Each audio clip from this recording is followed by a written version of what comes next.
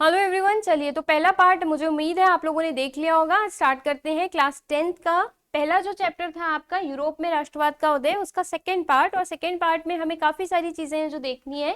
पहला आप लोगों ने एक बार रिवाइज कर लिया होगा। सेकंड में आज बेसिकली हम बात करेंगे कि जो यूनान है वहां पे कैसे स्वतंत्रता संग्राम हुआ, क्या थी कुस्तुस दुनिया की जो संधि थी वो कैसे हुई आपकी, इसके बारे में बात करेंगे।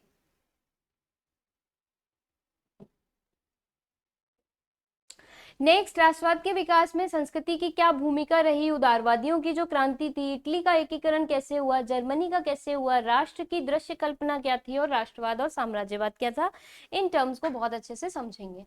ठीक है, तो चलिए अब अगर हम बात करते हैं यूरोप के अंदर तो क्या चल रही थी, क्रांति का समय चल रहा था। कौन सा काल है, 1830 से 1848 का जो काल है यूरोप में, वो चल रहा है क्रांतियों का काल। अब इस क्रांति के लिए सबसे पहली क्रांति होती है जुलाई 1830 में। कहां पर होती है, फ्रांस पे होती है क्रांति। बेसिकली क्यों होगी, तो रीजन वही है, राजतंत्रीय जो रूढ़िवाद था, नेपोलियन का जो समय हमने देखा था, नेपोलियन रूढ़िवाद पे यकीन कर रहा था, राजतंत्र में पूरी तरीके से आ गया था। पहली क्रांति हुई थी, उसके बाद राजतंत्र समाप्त हुआ था, फिर नेपोलियन आया, नेपोलियन ने दोबारा से वहां पर क्या कर दिया, राजतंत्र स्थापित कर दिया और रूढ़िवाद को उसने बढ़ावा दिया। अब उसका विरोध कर रहे थे कौन, उदारवादी। उदारवादी क्या कह रहे थे कि भाई सबको एक साथ रखो, सबको बराबर रखो, कोई भी राष्ट्र किसी भी राष्ट्र पर हावी ना होने पाए, कोई भी किसी का कब्जा ना करने पाए। तो वियना कांग्रेस जो हुई थी उसमें फ्रांस का बहुत सारा इलाका चला गया था, जिसकी वजह से लोग बहुत परेशान थे और बहुत विद्रोह की भावना उनके अंदर थी। तो पहली क्रांति होती है 1830 में, पहला विद्रोह अथवा राज्य क्रांति हुई और इस क्रांति में रूढ़िवादी ताकतों को परास्त कर दिया गया, जो कि नेपोलियन की ताकतें थी उसे खत्म कर दिया गया। और उसके बाद इसी क्रांति को एक संवैधानिक राजतंत्र की स्थापना हुई, संविधान वहां पे लागू हुआ, राजतंत्र वहां पे आया, लेकिन संविधान से चलने वाला। और लुई फिलिप को इसका अध्यक्ष बनाया गया। देखिए पहले हमने देखा था लुई 16, वो तो ऐसा था राजतंत्र था, अपने रूल बनाता था, अपने हिसाब से देश को चलाता था। अब जो ये व्यवस्था आई है, ये क्रांति के बाद कैसी व्यवस्था आई है, संवैधानिक राजतंत्र। संविधान होगा, नियम लिखे होंगे और राजतंत्र, राजा उस हिसाब से अपने आप को, अपने शासन को चला रहा होगा। इसका अध्यक्ष बनाया गया लुई फिलिप को। सारे यूरोप पर इसका बहुत प्रभाव पड़ा, वहां पे भी विद्रोह हुए कि भाई ये जो रूढ़िवादी राजतंत्र है इसे खत्म करना चाहिए और हमें नया राष्ट्रवाद लेकर के आना चाहिए। मेटरनिक ने एक बार ये कहा कि जब फ्रांस जीतता है तो बाकी यूरोप को सर्दी जुकाम हो जाता है। इसका मतलब है जैसी जैसी घटना फ्रांस में होगी, फ्रांस में पहले फ्रांसीसी क्रांति हुई 1789 में, तो बाकी के यूरोप के इलाके में भी विद्रोह होने लगा कि भाई हमें राष्ट्रवाद लाना है, हमें भी क्रांति करनी है। फिर वहां पर नेपोलियन की व्यवस्था, रूढ़िवादी व्यवस्था से लोग खुश नहीं थे। उसके बाद में वहां पे फिर से क्रांति हुई 1830 में और उसके बाद वहां पे रूढ़िवादी के अगेंस्ट उदारवाद को लाने की बात की गई। तो बाकी के राष्ट्रों में, यूरोप के बाकी के राष्ट्रों में वैसी ही व्यवस्था फिर से लाने की मांग होने लगी। और इसी बात के परिप्रेक्ष्य में मेटरनिक ने कहा, जो फ्रांस के थे, इन्होंने कहा कि अगर फ्रांस को छींकता है तो बाकी को भी सर्दी जुकाम हो जाता है। मतलब जैसा फ्रांस चाहता है, जो फ्रांस में घटता है, वैसा ही पूरा यूरोप फॉलो करता है ना। फ्रांस की इस क्रांति को हम जुलाई क्रांति से प्रेरित होकर, बहुत, इसे हम जुलाई क्रांति कहते हैं क्योंकि ये जुलाई 1830 में हुई थी। क्वेश्चन पूछा जाता है इस पर। ब्रसेल्स में भी विद्रोह हुआ और यूनाइटेड किंगडम ऑफ नीदरलैंड से अलग हो गए। तो यूनाइटेड किंगडम नीदरलैंड से अलग हुए, बहुत सारे देशों में ये मांग उठने लगी कि भाई हमें अलग करो, हम स्वतंत्र होना चाहते हैं, हम इन देशों के साथ में नहीं रहना चाहते। तो अब आती है यूनान का स्वतंत्रता संग्राम और कुस्तुस दुनिया की संधि। ऐसा ही कुछ यूनान में भी चल रहा था, ग्रीस में भी चल रहा था। और 1830-1848 के मध्य यूनान के स्वतंत्रता संग्राम ने भी यूरोप के शिक्षित वर्ग को प्रभावित किया। तो यूनान में जो स्वतंत्रता संग्राम चल रहा था उसको भी प्रभावित किया और उसमें राष्ट्रीय भावनाओं का संचार किया। यूनानियों का आजादी का यह संघर्ष 1821 से ही आरंभ हो गया था और 15वीं शताब्दी से यूनान में था ऑटोमन एम्पायर। वहां के अगेंस्ट लोगों ने बात करना शुरू की कि हमें इन्हें हटाना है और अपना एक स्वतंत्र राष्ट्र बनाना है। आजादी के इस संघर्ष में उन्हें पश्चिमी यूरोप में निर्वासन में रह रहे यूनानियों का बहुत समर्थन प्राप्त हुआ और प्राचीन यूनानी संस्कृति हेलेनिज्म में विश्वास रखते थे। इस समय यूरोप के कवियों और कलाकारों ने भी बहुत इनकी यूरोपीय सभ्यताओं का पालना बताकर उसकी प्रशंसा की और कहा कि भाई यूरोप में जो ऑटोमन एम्पायर है इसको हटाना चाहिए, यूनान के अंदर जो ऑटोमन एम्पायर है उसे हटाना चाहिए। और उसके बाद में 1824 में क्या हुआ, अगर हम यहां से देखें यहाँ पर कि जो इस मुस्लिम साम्राज्य के लिए ऑटोमन एम्पायर कैसा था, मुस्लिम था। के लिए जनमत संग्रह, जनमत जुटाने की मांग हुई और अंग्रेज कवि लॉर्ड बायरन ने यूनान के लिए धन एकत्रित किया और स्वयं भी इस युद्ध में शामिल हुए। वो चाहते थे कि यूनान में जो मुस्लिमों का शासन है वो खत्म हो और वहां पे अंग्रेजों का शासन आए वापस से। जहां बुखार होने के कारण 1824 में मृत्यु हो गई। किसकी मृत्यु हो गई? आपकी लॉर्ड बायरन की। यूनानियों के स्वतंत्रता संग्राम के मध्य अंततः 1832 में हुई कुस्तुनतुनिया की संधि यूनान को एक स्वतंत्र राष्ट्र के रूप में मान्यता प्राप्त हुई। तो जो ग्रीस था वहां पे कुस्तुनतुनिया की संधि से क्या हुआ? वहां पर राष्ट्रवाद आया, वहां पर राष्ट्र बन गया, स्वतंत्र राष्ट्र बन गया। तो फ्रांस अपने आप बन गया था, हमने फ्रांसीसी क्रांति से देखा। यूनान भी बन गया, वहां पे भी स्वतंत्रता संग्राम चला और वहां पे भी बन गया। अब इसके बाद आता है कि एक कल्पना, रूमानी कल्पना और राष्ट्रीय भावना। रूमानी यानी कि कैसा हो हमारा राष्ट्र, इसकी कल्पना और राष्ट्रीय भावना। तो राष्ट्रवाद के विकास में संस्कृति की भी बहुत बड़ी भूमिका होती है। कल्चर से, संस्कृति से जब लोग एक साथ जुड़ जाते हैं तो फिर सारे लोग मिलकर के एक ही राष्ट्र बनाने की बात करते हैं और यही हमें देखना है इसके अंदर। अब रूमानीवाद का आशय, जैसे हम अगर देखें राष्ट्रवाद के विकास में संस्कृति की क्या भूमिका है, तो बहुत भूमिका है। युद्धों और क्षेत्रीय विस्तार से ही सफलता नहीं प्राप्त होती। अगर आपका कल्चर, आपकी संस्कृति किसी दूसरे की संस्कृति से सेम है, दोनों एक सी हैं, तो फिर आप उस संस्कृति के व्यक्ति को और अपनी समस्या, आप दोनों की समस्याएं भी एक सी होंगी। ठीक है, जैसे अगर हम कहें यही है रूमानीवाद, तो रूमानीवाद क्या कहता है कि भाई जिनकी संस्कृति एक सी है, एक सा अतीत है, जैसे हमारे यहाँ पर भी रामचंद्र जी को माना जाता है, इंडोनेशिया में भी रामचंद्र जी को माना जाता है, तो इस हिसाब से उनकी संस्कृति और हमारी संस्कृति एक हुई। हमारे यहाँ पे भी बुद्ध हैं और नेपाल में, आपके भूटान में, वहां पे भी बुद्ध को माना जाता है। तो इन सब एरियाज में बुद्ध को माना जाता है। तो हमारी संस्कृति कैसी एक है, जो हमें राष्ट्रवाद के लिए, किसी के प्रति लड़ने के लिए हमें प्रेरित करती है, जैसे हम ब्रिटिशर्स से फ्री होना चाहते थे। तो रूमानीवाद की एक ऐसा आंदोलन था, प्रयास था, साझा सांस्कृतिक अतीत और एक साझा सामूहिक विरासत को राष्ट्रवाद का आधार बनाना था कि भाई इसी बात का इस्तेमाल करके हम राष्ट्रवाद लेकर के आएंगे। ये है आपका रूमानीवाद। तो रूमानीवाद कहता है जिन देशों की या जिन जगहों के लोगों की संस्कृति समान है, उन सबको एकजुट करने के लिए हमें संस्कृति का इस्तेमाल करना चाहिए और सांस्कृतिक एकता का फायदा उठा करके या सांस्कृतिक एकता को बढ़ा करके हमें राष्ट्रवाद लाना चाहिए। ये होती है आपका रूमानीवाद। तो रूमानीवाद के संदर्भ में जर्मनी के प्रसिद्ध दार्शनिक योहान ग्रांट ने का नाम उल्लेखनीय है और ये क्या कहते हैं, सच्ची जर्मन संस्कृति उसके आम लोगों में निहित है और राष्ट्र की सच्ची आत्मा लोकगीतों, जन काव्यों और लोक नृत्यों के माध्यम से प्रकट होती है। यानी कि ये विचारधारा, इनके हिसाब से रूमानीवाद में हमें लोकगीतों पर, जन काव्यों पर, लोक नृत्यों पर फोकस करना चाहिए, उन पर ध्यान देना चाहिए, क्योंकि वो लोगों को जोड़ता है और जब लोग जुड़ते हैं तो क्रांति होती है और जब क्रांति होती है तो राष्ट्रवाद आता है। रूमानीवाद की विचारधारा के अनुसार लोक संस्कृति के विभिन्न स्वरूपों को एकत्र करना चाहिए, उन्हें दिखाना चाहिए, लोगों को उन्हें बताना चाहिए, जिससे कि लोग एकजुट हों। ठीक है, और उसके बाद में क्या है, आपका राष्ट्रवाद आ जाए। जैसे फॉर एग्जाम्पल यहाँ पर अगर हम देखें, इसकी प्रयोग किया गया पोलैंड देश एक प्रमुख उदाहरण था, जहां संगीत और भाषा के माध्यम से, जैसे हमारा राष्ट्रगान, हमारा राष्ट्रगीत, तो वो बहुत सारे लोगों को एक साथ जोड़ता है, पूरे राष्ट्र में एक ही गाया जाता है, एक ही गाना है, और लेकिन वो सबको एक राष्ट्रीय भावना में बना देता है, जोड़ देता है। जैसे कैरोल, ये यहाँ पर हुआ, ओपेरा, यहाँ पर सब पसंद करते हैं, तो सारे लोग जाकर के सुनते हैं, तो वो उन्हें एकजुट करता है। इसे हम बोलते हैं रूमानीवाद। अब जैसे ग्रिम बंधुओं की कहानी, हमारे यहाँ पर भी लोगों को जोड़ने के लिए बहुत अच्छी अच्छी कहानियां सुनाई जाती थी, जो किसी के एरिया की हो सकती हैं, उन लोगों को जोड़ती थी कि हमारे यहाँ के भी नेता ऐसे हैं, आपके यहाँ के भी नेता ऐसे हैं, उनको जोड़ती थी। ऐसे यहाँ पर एक ग्रिम बंधुओं की कहानी, ग्रिम बंधुओं की कहानी सुनाई जाती थी। दो बंधु, दो भाई हैं, एक का नाम है जैकब ग्रिम और दूसरे का नाम है विल्हेम ग्रिम। इनका जर्मनी के हनाउ शहर में इनका जन्म हुआ और इनकी कहानियां सुना करके सबको राष्ट्रवाद के लिए तैयार किया जाता था, सबको क्रांति के लिए तैयार किया जाता था। ठीक है, अब आते हैं भूख, कठिनाइयां और जन विद्रोह। 1830 के दशक में यूरोप में बहुत सारी कठिनाइयां थी, जिसकी वजह से जन विद्रोह हो रहा था। तो यहाँ अगर हम देखें कठिनाइयों और विपदाओं वाला रहा 1830 का दशक। 1830 का दशक, अब हम 1789 से 1830 के यूरोप को देख रहे हैं।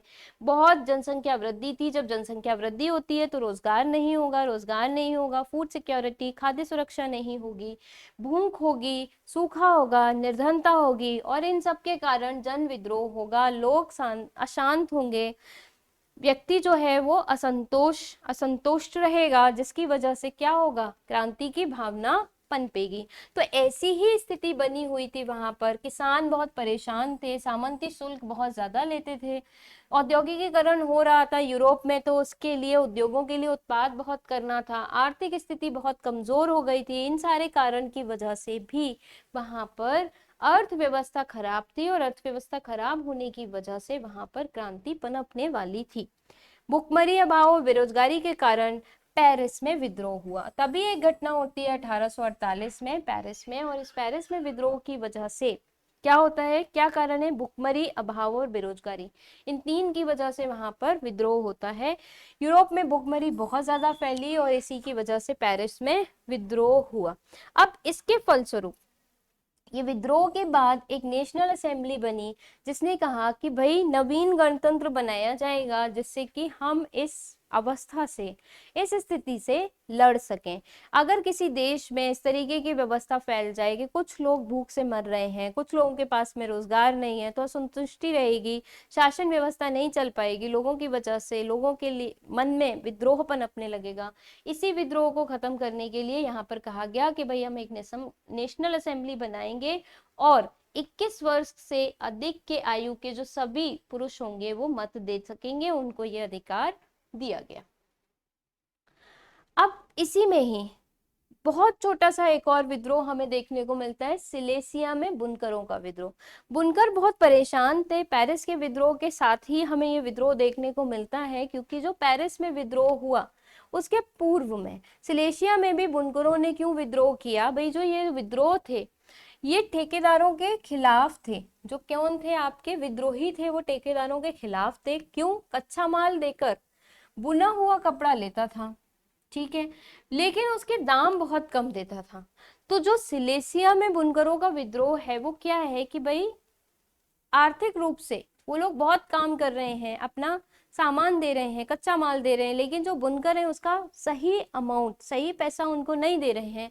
तो क्या हुआ, 4 जून 1845 में बुनकरों ने भीड़ लगा दी, घरों से निकले और ठेकेदार की कोठी पर पहुंच गए, और उन्होंने धरना दे दिया और कहा कि जब तक हमें हमारा सही पैसा नहीं मिलेगा, जब तक हमें सही मजदूरी नहीं मिलेगी, उसके जबरन घर में घुस गए, हमें हमारी सही मजदूरी चाहिए। जैसे मिल्स में आपके क्या कर देते हैं, मिल्स के अंदर विद्रोह कर देते हैं, तो वही सेम यहाँ पर देखने को मिला। भंडार गृह में घुसकर भीड़ ने एक समूह में कपड़े के भंडार को लूट लिया। 24 घंटे के बाद सेना की सहायता से वापस लौटाया गया। तो ये था आपका सिलेसिया में बुनकरों का विद्रोह।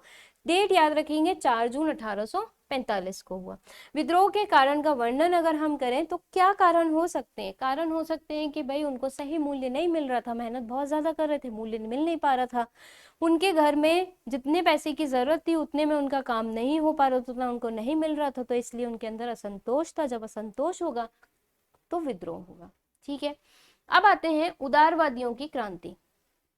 अब देखिए, हमने क्या देखा कि फ्रांस की क्रांति शुरू हुई, राजतंत्र के अगेंस्ट हुई, तो हमने वहां पर नेपोलियन को लेकर के आया। नेपोलियन आ गया, नेपोलियन ने रूढ़िवाद किया, तो रूढ़िवादी के अगेंस्ट उदारवादी आए कि उदारवाद होना चाहिए, भाई सबको एक सा समान रखना चाहिए। लेकिन अब उदारवादियों की जो क्रांति है ये कैसे परिवर्तन लेकर के आएगी यूरोप के अंदर, इस पर बात करते हैं। तो उदारवादी मध्यम वर्गों द्वारा राष्ट्रीय एकीकरण के कई प्रयास किए गए। तो जो उदारवादी मध्यम वर्ग है उन्होंने कहा राष्ट्र को एक करो, टुकड़े टुकड़ों में जो राष्ट्र है ये सही से काम नहीं करेगा, इसे एक करने की जरूरत है। इसीलिए 1848 को हम बोलते हैं उदारवादियों की क्रांति का वर्ष। अब क्या होता है यहाँ पर, 1848 में जब यूरोपीय देशों में किसान और मजदूर विद्रोह कर रहे थे, तो वहां पढ़ा लिखा जो मध्यम वर्ग था उनमें भी क्रांति हो रही थी। सेम उनके साथ में भी क्रांति हो रही थी, वो भी क्रांति कर रहे थे। क्यों कर रहे थे, इस क्रांति से राजा को गद्दी छोड़नी पड़ी, और एक गणतंत्र की घोषणा की गई कि भाई जो राजा है वही क्यों हर बार शासक बने, कोई भी बन सकता है, मैं आप हम में से कोई भी बन सकता है, ऐसा उन्होंने कहा। और यही था उदारवादियों की क्रांति का मुख्य उद्देश्य। पुरुषों के सार्वत्रिक मताधिकार पर आधारित था। यूरोप के अन्य भागों में जहां अभी तक स्वतंत्र राष्ट्र अस्तित्व में नहीं आए थे, जैसे जर्मनी, इटली, पोलैंड, यहाँ पर फैला। और यहाँ पर उदारवादी मध्य वर्ग ने संविधानवाद की मांग की। अब संविधानवाद क्या होता है? एक संविधान हो, उसके हिसाब से पूरा देश चले। संविधान क्या होगा? नियम लिखे होंगे, ये नियम है ऐसे चलना पड़ेगा, ये नियम है ऐसे चलना पड़ेगा। यही यहाँ पर बात की गई और यही थी आपकी उदारवादियों की क्रांति। तो हुआ ये कि जो सर्व जर्मन नेशनल असेंबली की जीत हुई और फ्रैंकफर्ट संसद, यहाँ पे बेसिकली क्या हुआ, उदारवादी अपना विद्रोह कर रहे थे, अपनी क्रांति चला रहे थे कि भाई हमें क्या करना है, ऐसा राष्ट्र बनाना है जो संविधानवाद को फॉलो करता हो, जो संविधानवाद को मानता हो। अब France, Germany, Italy, Poland, Austro Hungarian साम्राज्य के उदारवादी मध्यम वर्गों द्वारा राष्ट्रीय एकीकरण चाहते क्या थे, सबको एक कर दिया जाए, छोटे छोटे टुकड़ों में ना रहे, राष्ट्र एक यूनिट, बड़ा सा एरिया रहे। अब यहाँ पर क्या हुआ, जर्मनी में सर्व नेशनल असेंबली की जीत हुई। जर्मन क्षेत्रों में बड़ी संख्या में राजनीतिक संगठनों ने मिलकर फ्रैंकफर्ट शहर में हुए मतदान में नेशनल असेंबली के पक्ष में मतदान किया। नेशनल असेंबली ये बात कह रही थी कि हमें क्या लेकर के आना है, उदारवादी राज्य लेकर के आना है, ऐसा राष्ट्र लेकर के आना है जो एक हो, एकीकृत हो, टूटा टूटा ना हो। सर्व नेशनल असेंबली की जीत के उपरांत सेंट पॉल चर्च में 18 मई 1848 को फ्रैंकफर्ट संसद में जनता के निर्वाचित इतने प्रतिनिधियों ने अपना स्थान ग्रहण किया। उनके द्वारा एक जर्मन राष्ट्र के लिए एक संविधान का प्रारूप तैयार किया गया। तो हमने क्या देखा कि उदारवादी क्रांति में क्या था कि संविधानवाद से सरकार चले, संविधानवाद से राष्ट्र चले, गणतंत्र होना चाहिए, राजा ही क्यों शासन करे, बार बार कोई भी शासन कर सकता है। इस नए राष्ट्र राज्य की अध्यक्षता एक ऐसे राजा को सौंपने का निश्चय किया गया जिसे संसद के अधीन रहना था। कोई हेरिडिटरी नहीं होगा, कोई भी बन सकता है, जैसे पीएम, राष्ट्रपति, हमारे यहाँ कोई भी बन सकता है।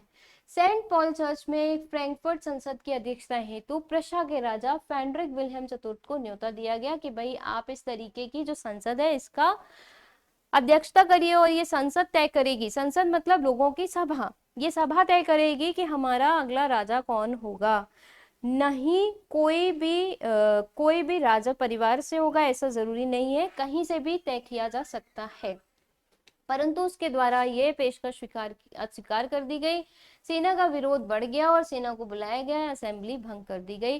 तो इस तरीके से अगर हम कहें सर्व जर्मन नेशनल असेंबली में या नेशनल कांग्रेस के अंदर जीत हुई और फ्रैंकफर्ट संसद में जब हमने बुलाया किसको, फ्रैंकफर्ट संसद में अध्यक्षता करने के लिए बुलाया फ्रेडरिक विलियम को कि भाई ऐसा राज्य बनाए जिसमें राजा ही नहीं, कोई भी राजा बन सके यहाँ पर, तो उसे अस्वीकार कर दिया गया और विद्रोह हो गया, सेना बुलानी पड़ी और असेंबली को भंग कर दिया गया।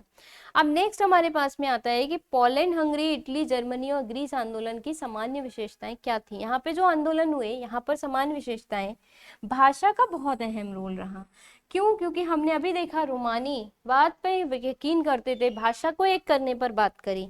देन आंदोलन में आम लोगों ने बहुत पार्टिसिपेट किया, मध्यम वर्ग जो था, आम लोग जो थे, चाहे किसान हो, चाहे बुनकर हो, चाहे मजदूर हो, सबने बहुत भाग लिया आंदोलन में। राष्ट्र राज्य, संविधान, प्रेस की स्वतंत्रता, इन सारे मुद्दों पर बात की गई। देन आंदोलन में कवि, कलाकार, इन सब की भावनाओं का भी इस्तेमाल किया गया और राष्ट्र को एक करने का, लोगों को एकजुट करने का प्रयास किया गया। आंदोलन राष्ट्र विशेष की सीमाओं और जातिगत अहंकार से परे थे, यानी किसी जाति को नहीं मानते थे, किसी राष्ट्र विशेष को नहीं मानते थे, सब समान थे, सबको एक साथ लेकर चलने की बात इसमें करी जा रही थी। अब अगर हम देखें, ये संसद वाला है जो सेंट पॉल चर्च में फ्रैंकफर्ट संसद हुई थी, वहां पे सब बैठे थे और सबने कहा था कि भाई एक संसद से किसी एक व्यक्ति को चुन लिया जाए और वही राज्य का शासन चलाए। अब यहाँ पर आता है कि उदारवादियों और जर्मनी की नेशनल असेंबली का महिलाओं के प्रति संकीर्ण दृष्टिकोण था। तो ये जो जर्मनी की नेशनल असेंबली बैठी थी, उदारवादी जो बैठे थे, इन्होंने महिलाओं को बहुत ज्यादा पार्ट करने की अनुमति नहीं दी, उनको बहुत ज्यादा हिस्सा नहीं बनाया। उदारवादी आंदोलन में महिलाओं ने बहुत संख्या में भाग किया, लेकिन जब इन्होंने असेंबली बनाई, जर्मनी की नेशनल असेंबली में महिलाओं के प्रति संकीर्ण दृष्टिकोण रखा गया, तो आगे जाकर के हम देखेंगे कि महिलाएं भी विद्रोह करेंगी। आवश्यक राजनीतिक अधिकार नहीं दिए गए और परिणाम स्वरूप महिलाओं ने अपने राजनीतिक संगठन बनाए। महिलाएं अपने राजनीतिक संगठन बनाएंगी और विद्रोह करेंगी और कहेंगी कि हमें भी शासन में बराबर अधिकार देना चाहिए। तो ये भी अपने अखबार प्रकाशित करेंगी, बैठक करेंगी, प्रदर्शन करेंगी और फिर कहेंगी कि हमें भी इसमें अधिकार देना चाहिए। जैसे हमने क्या देखा, संसद को चुनने का अधिकार पुरुषों को दिया गया। 21 वर्ष से अधिक के जो पुरुष होंगे वो संसद को चुनाव करेंगे, नेशनल असेंबली का चुनाव करेंगे। महिलाओं को इसमें शामिल नहीं किया गया था और यही महिलाओं में असंतुष्टि लेकर के आता है। केवल उन्हें ऑडियंस बना करके बिठा दिया गया था महिलाओं को, इसीलिए ये महिलाएं जो थी ये आपकी रुष्ट होंगी। यहाँ पर स्वतंत्रता और समानता का महिलाओं के लिए अर्थ, बहुत बड़ा अर्थ होता है स्वतंत्रता का, समानता का महिलाओं के लिए। कार्ल वेलकर और लुइजे ऑटो पीटर्स वहां के उस समय के चिंतक हैं और वो कहते हैं कि महिलाओं के प्रति यही संकीर्णता दृष्टिगोचर होती है। पुरुषों के बराबर हक देने के पक्ष में नहीं थे, महिलाएं दब्बू हैं ऐसा मानते थे, पुरुष पर निर्भर है ऐसा मानते थे। और जब तक आप आधी आबादी को, देश की किसी भी जगह की आधी आबादी को जब तक आप नेतृत्व की क्षमता नहीं देंगे तब तक वो देश विकास नहीं कर सकता। ऊपर उधर 3 लेखकों द्वारा महिलाओं के अधिकारों के प्रश्न पर व्यक्त विचारों की तुलना करें, उनसे उदारवादी विचारधारा के बारे में क्या स्पष्ट होता है। तो अगर हम 3 लेखकों की बात करें, वेलकर, लुइजे ऑटो पीटर्स, तो ये क्या कहते हैं कि भाई महिलाओं को हमें अधिकार देने चाहिए, ठीक है। इसीलिए ना कहें कि भाई वो बराबर नहीं है, वो महिला है इसलिए उन्हें अधिकार नहीं, उन्हें समान अधिकार देना चाहिए। अब आता है रूढ़िवादी निरंकुश शक्तियां 1848 ईस्वी के उदारवादी आंदोलन को दबाने में बहुत हद तक सफल हुई। 1848 के उदारवादी आंदोलन को दबाने में बहुत सफल हुई। अब देखिए, अगर महिलाएं भाग नहीं लेंगी तो आंदोलन कमजोर होगा और आंदोलन क्या हो जाएगा, कमजोर होकर के समाप्त हो जाएगा, दब जाएगा, ठीक है। अंततः जर्मनी में रूढ़िवादी ताकतें उदारवादी आंदोलनों को दबाने में सफल ही होंगी। रूढ़िवादी जो ताकतें हैं कि महिलाएं छोटी हैं, महिलाएं बराबर नहीं हैं, तो ये ताकतें क्या करेंगी, उदारवादी आंदोलन को कमजोर कर देंगे। उदारवादी आंदोलन ने महिलाओं को शामिल किया ही नहीं है। क्रांति की भावना को समाप्त करने के लिए अब वे पहली जैसी राजतंत्रीय व्यवस्था को नहीं ला पाई। राजाओं को अब यह समझ में आना शुरू हो गया था कि उदारवादी राष्ट्रवादी क्रांतिकारियों को सुविधाएं देकर ही इस क्रांति को समाप्त किया जा सकता है। जब तक राष्ट्रवादियों को, उदारवादियों को, क्रांतिकारियों को आप सुविधाएं नहीं देंगे तब तक ये समाप्त नहीं होगा। हमेशा क्रांति चलती रहेगी और राजा हमेशा समस्या में रहेगा।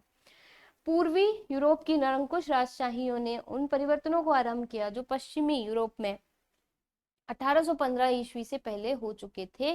तो इस प्रकार अगर हम देखें तो रूढ़िवादी निरंकुश शक्तियां 1848 ईस्वी में उदारवादी आंदोलनों को खत्म करने में सफल रही। अब फोर्थ हमारा पॉइंट आता है कि भाई किस तरीके से यूरोप में जर्मनी और इटली का एकीकरण हुआ और उनका निर्माण हुआ। तो जर्मनी क्या सेना राष्ट्र की निर्माता हो सकती है, मतलब जर्मनी के अंदर क्या राष्ट्र एक राष्ट्र बनाया जा सकता है। इसमें सबसे बड़ी भूमिका है आपकी बिस्मार्क की। इन्होंने इस जर्मनी के एकीकरण का नेतृत्व किया। बेसिकली देखिए था क्या कि जर्मनी में राष्ट्रवादी और उदारवादी जीत गए और फिर उनकी पराजय हुई। क्यों, कैसे हुआ, ईस्वी 1848 ईस्वी के बाद यूरोप में राष्ट्रवाद का जनतंत्र और क्रांति से अलगाव होने लगा। यूरोप में क्या होने लगा, राष्ट्रवाद का जनतंत्र और क्रांति से अलगाव होने लगा। जनतंत्र अलग होने लगा, क्रांति अलग होने लगी, दोनों अलग अलग हो गए। रूढ़िवादी शक्तियों ने इसे अपने हित में प्रयोग किया और जो रूढ़िवादी लोग थे उन्होंने इसे अपने हित में प्रयोग किया।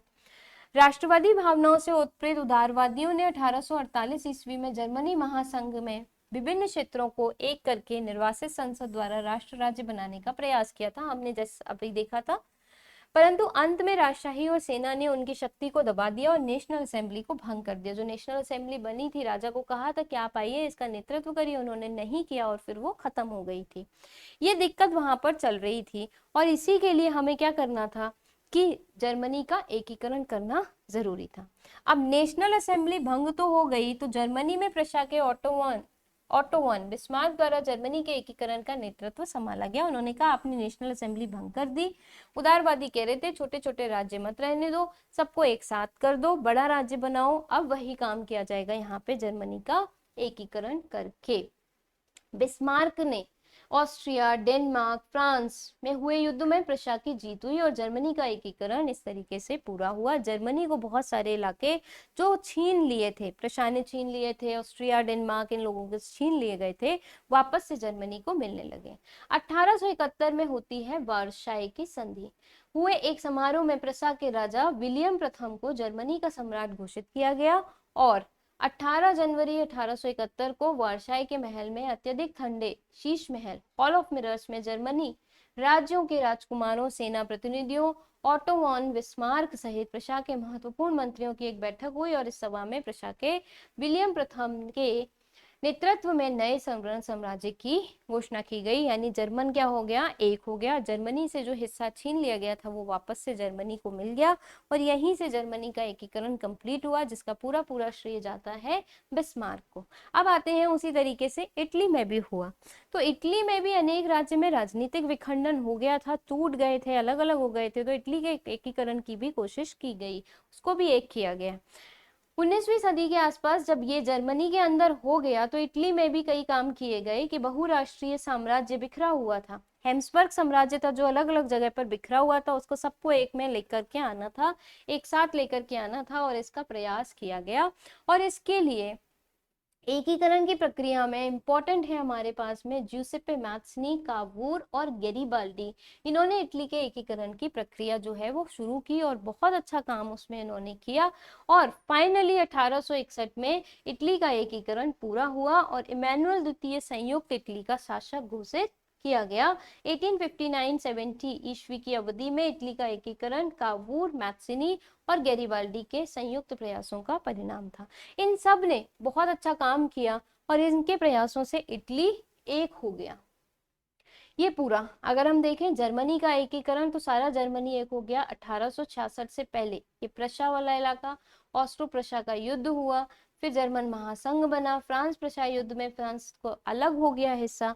तो इस तरीके से हम देखते हैं कि जर्मनी का एकीकरण 1866 से 1871 में हुआ और इसके लिए बिस्मार्क का बहुत बड़ा रोल हुआ। और 1800 लगभग अगर हम देखें तो इटली के एकीकरण में भी इटली का, ये पूरा इटली का हिस्सा है, अलग अलग जगहों में ये डिवाइड था, उसके बाद में पूरा इटली एक साथ आ गया। तो एकीकरण से पूर्व इटली के राज्य और एकीकरण के बाद ये अलग अलग लोगों के पास थे, जैसे परमा, मोडेना, मोनाको, सोवाई, सर्डिनिया, ये सबके पास अलग अलग थे। बाद में क्या हुआ, ये सारा इटली का इलाका इटली के ही अंतर्गत आने लगा। अब अगर हम बात करें तो कुल मिलाकर के ब्रिटेन की, ये हमने देख लिया। यूरोप में हम पूरे राष्ट्रवाद की बात कर रहे हैं तो यूरोप में कई राष्ट्र हैं आपके, जैसे हमने फ्रांस के अंदर क्रांति देखी, फिर हमने जर्मनी का एकीकरण देखा, फिर हमने इटली का एकीकरण देखा और अब हम बात करते हैं कि जो ब्रिटेन है, ब्रिटिश राज्य थी, इनकी स्थिति कुछ अलग ही थी। तो ब्रिटेन में अगर हम देखें तो ब्रिटिश राज्य राष्ट्रों का निर्माण अन्य राष्ट्र राज्यों से भिन्न था।